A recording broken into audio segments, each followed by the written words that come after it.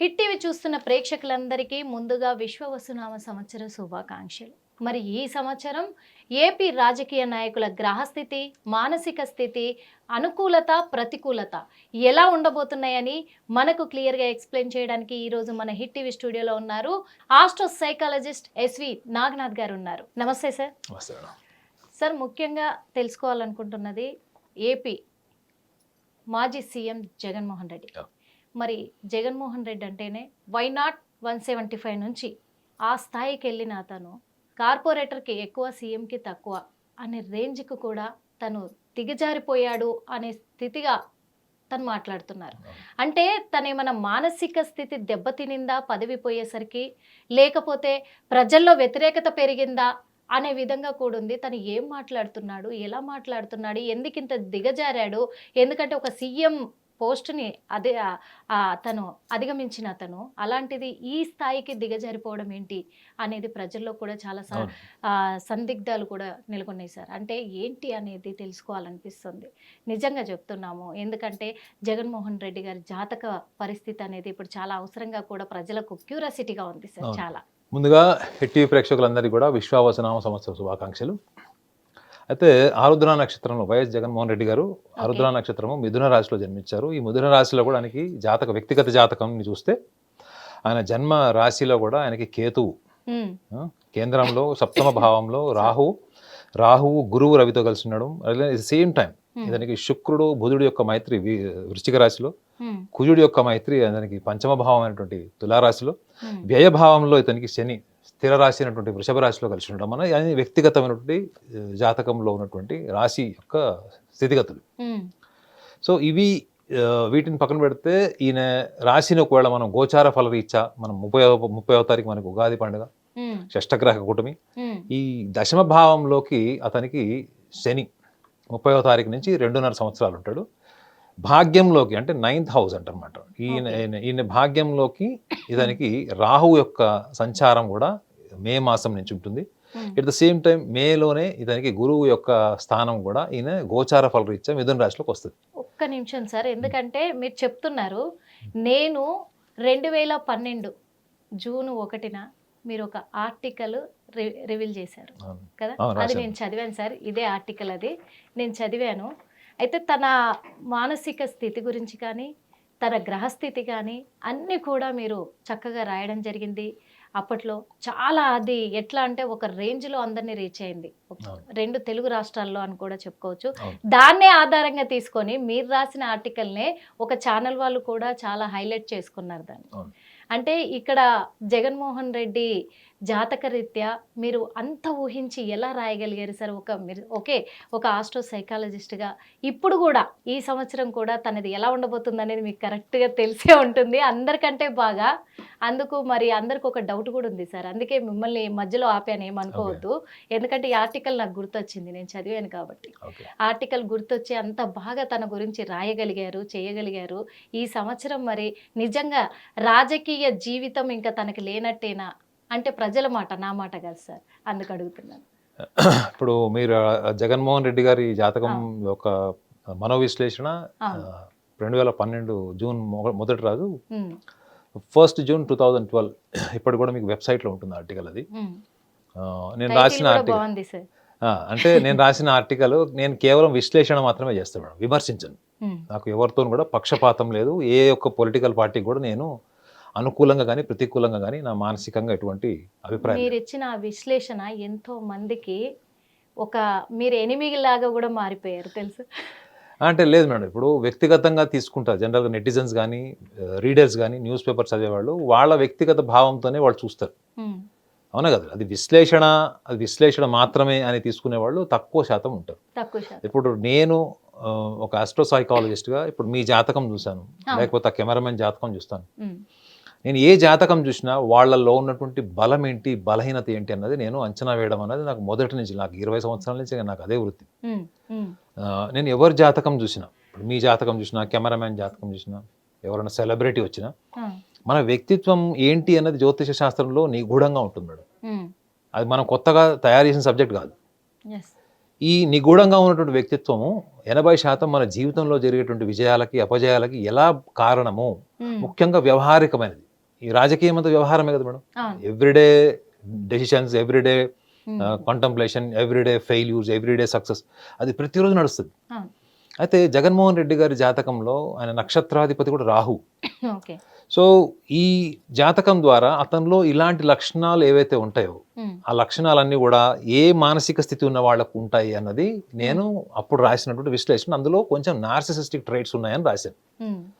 ఈ నార్సిసిస్టిక్ ట్రైట్స్ ఉన్నాయన్నది అదేం తప్పు కాదు, అది చాలా మందికి ఉంటాయి. అది అంటే ఇప్పుడు ఒక్క మాట అడుగుతాను సార్, ఇక్కడ ఒక చిన్న డౌట్ వచ్చింది నాకు. ఇప్పుడు ఒక మనిషికి తెలుసు మనకు మైనస్లు ఉంటాయి, ప్లస్లు ఉంటాయి అవును. అని.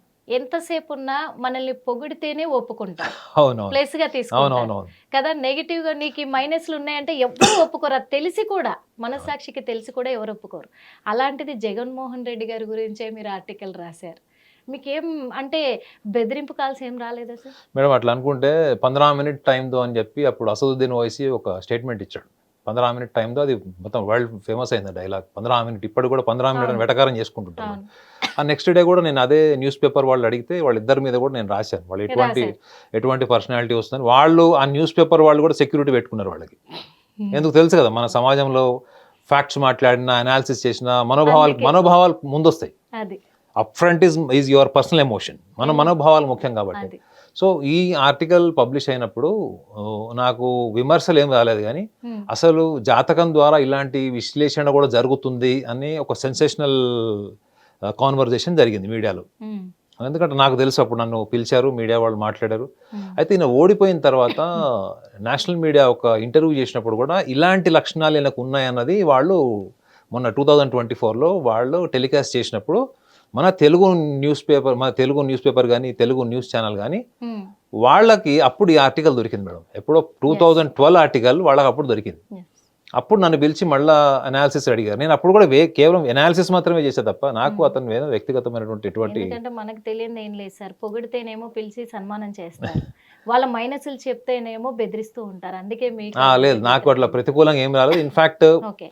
ఆ పొలిటికల్ పార్టీకి సంబంధించిన వ్యక్తులు కూడా కొంతమంది, అరే సార్ నేనేం చేయాలి, నేను ఎట్లాంటి అభివృద్ధి చేసుకోవాలి, నా మానసిక స్థితి ఏంటి, నేను నా పర్సనాలిటీ ఏంటి అని అడిగిన వాళ్ళే ఎక్కువ ఉన్నారు. నాకు ఎప్పుడు కూడా ఎటువంటి థ్రెటనింగ్ కాల్ రాలేదు. Okay sir. అయితే ఇప్పుడు ఆ లక్షణాలు ఉన్నవాళ్ళు కొంత ఎక్స్ట్రీమ్ లక్షణాలు ఉంటారు, నార్మల్ క్వాలిటీస్ వాళ్ళు కూడా ఉంటారు. ఓకే. అయితే ఇక్కడ క్లారిటీ ఏంటంటే, ఒక వ్యక్తిగత జాతకం చూసి వాళ్ళకి ఆత్మన్యూనత ఉందా, అతి విశ్వాసం ఉందా, ఉమ్. అసూయ ఉందా, ఉమ్. లేకపోతే యాంగ్జైటీ ఇష్యూస్ ఉన్నాయా, ఈ నార్సిసిస్టిక్ ట్రైట్స్ ఉన్నాయా, ఇవన్నీ కూడా నేను రీసెర్చ్ చేసి లాస్ట్ 20 years నుంచి ఇదే ఫీల్డ్లో ఉన్నాను. ఉమ్. అయితే ఈయన జాతకంలో చాలామంది విచిత్రంగా చెప్పేది కూడా ఏంటంటే, ఎవ్వరు లేకపోయినా నమస్కారం పెడతాడు, అక్కడ ఎవరున్నా లేకపోయినా నవ్వుతారు Yes. అనేది. ఇందులో వెటకారం ఏం లేదు మేడం. మీడియాలో ఆయనకు ప్రతికూలమైన మీడియా వెటకారం చేసి ఉంటుందేమో, కానీ ఉమ్. ఇప్పుడు నార్సిసిజం అంటే ఏంటంటే, నార్సిసిస్టిక్ ట్రైట్స్, నేను అది డిజార్డర్ కాదు, ఈ విషయంలో క్లారిటీ తీసుకోవాలి. నార్సిసిస్టిక్ ట్రైట్స్ 10 మందిలో 6 ఉండొచ్చు, ఉమ్. 5 ఉండొచ్చు. ఉమ్. కానీ డిజార్డర్ అన్నది మాత్రం అది ఒక క్లినికల్ డయాగ్నోసిస్, అంటే ఒక సైకియాట్రిస్ట్ పర్యవేక్షణలో జరిగి ఒక అభిప్రాయానికి రావాల్సింది. ఉమ్. ఆ డిజార్డర్ లక్షణాలు లేవు, ఓన్లీ ట్రైట్స్ మాత్రమే, అంటే కొన్ని సూపర్ఫిషియల్ లక్షణాలు మాత్రమే ఉన్నాయి. అంతే. అవి ఎలా ఉంటాయంటే, మీరు ఇందాక చూడండి, అన్నారు చూడండి, కార్పొరేటర్కి తక్కువ, డిప్యూటీ సీఎంకి ఎక్కువ అని ఏదో ఒక స్టేట్మెంట్ ఇచ్చారు. కార్పొరేటర్ కేమో ఎక్కువ, డిప్యూటీ సీఎం సిమిలర్. సో అందులో ఏముంటుందంటే, ఈ ట్రైట్స్ ఉన్న వాళ్ళు ప్రపంచాన్ని తిరస్కరిస్తారు madam. I'm right, the world is wrong. మీరు ఈయన ప్లేస్లో ఎవరున్నా కానీ నీది మీరు ఇది మార్చుకోవాలండి, మీరు ఇది తెలుసుకోవాలండి, మీరు ఇది మెరుగుపరచుకోవాలంటే వాళ్ళు చూస్తారు అన్నమాట. ఇట్లా చూసి ఓకే అంటే వీళ్ళ హావభావాల్లో ఏంటంటే, వీడు బచ్చగాడు, వీడికి ఏంది చెప్పి, వీడికి నేనేం చెప్పేది, నా స్థాయి ఏంటి అంటే. సో ఎప్పుడైనా కానీ వీళ్ళు ప్రపంచాన్ని తిరస్కరిస్తారు, ప్రపంచానికి ఆపోజిట్గా నుంచుంటారు వీళ్ళు. ఎప్పుడు అది వీళ్ళని ఎవరైనా విమర్శించినా, వీళ్ళ తప్పుని వీళ్ళు ఒప్పుకోవాల్సి వచ్చినా, వీళ్ళల్లో కొన్ని లక్షణాల్లో బలహీనతలు ఉన్నాయని చెప్పినా, సో వీళ్ళు వాళ్ళకి పూర్తిగా వ్యతిరేకమైనటువంటి స్థితిని పెంచుకుంటారు. సో ఈ లక్షణాలు మాత్రమే కాకుండా వీళ్ళు ఎప్పుడైనా ఎవరి మీదకైనా ఎదురుదాడి తిరుగుతారు మేడం. తప్పు వీళ్ళదున్నా వీళ్ళు ఎదురుదాడికే తిరుగుతారు తప్ప తప్పు మనది ఉన్నది అనే రిఫ్లెక్టివ్ లెర్నింగ్ వీళ్ళకు ఉండదు. అంటే తప్పు నుంచి మనం నేర్చుకున్నాము, ఈసారి తప్పు చేయకూడదు, అది ఏది ఉండదు వీళ్ళకి. రెండోది దూరదృష్టి ఉండదు. మీరు చూడండి, ఇవన్నీ ఆ లక్షణాలు ఉండడం బట్టే కదా. చూడండి, ఎక్కడో ఎంతో ఆయనకు 150 seats ఉండనా అంత ఫస్ట్లో, అన్ని సీట్ల నుంచి ఆయన 11 సీట్లకు వచ్చేసారంటే, అవును. ఇంకొకటి వీళ్ళ చుట్టుపక్కల ఉన్నటువంటి సమాజము తోని కేవలము ఒక భౌతిక పరమైనటువంటిది సందర్భ సహితమైనటువంటి రిలేషన్స్ మాత్రం మెయింటైన్ చేస్తారు మేడం. వీళ్ళకి ఎవరితో కూడా డీప్ కనెక్షన్స్, ఎమోషనల్ బాండేజ్ ఎవరితో ఉండదు. ఓన్లీ ఒక ఎన్విరాన్మెంటల్ ఫ్యాకల్టీ అంటారు. అంటే ఆ రోజు ఏంటి, ఆ ప్రాజెక్ట్ ఏంటి, అప్పుడు ఉన్నటువంటి పర్సన్ అంతవరకు. అది అయిపోయిన తర్వాత ఆ వ్యక్తి ఎవరు తెలియనటువంటి ఒక డిస్పాషనేట్ నేచర్ వచ్చేస్తుంది వీళ్ళలో. ఇవన్నీ మీరు లోతుగా సూక్ష్మంగా వెళ్ళి పరిశీలిస్తేనే తెలుస్తుంది. సో మీరు అనొచ్చు ఆయన ఒక్కడి జాతకంలోనే అలా ఉంటుందా అని మీరు అనొచ్చు.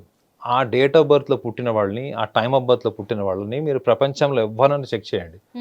వాళ్ళందరూ సీఎంలు అవుతారు లేదా వాళ్ళు రాజకీయాల్లో ఉంటారు అని ఉండదు మేడం. ఈ లక్షణాలు ఉంటాయి. ఉంటాయి. మీరు యాంకరా, అడ్వకేటా, డాక్టరా, లేకపోతే ఇంకేమన్నా గవర్నమెంట్ సర్వెంటా, రిక్షా పులరా, ఇట్ డజంట్ మ్యాటర్. ఏ పొజిషన్ లో ఉన్నా కానీ లక్షణాలు ఉంటాయి.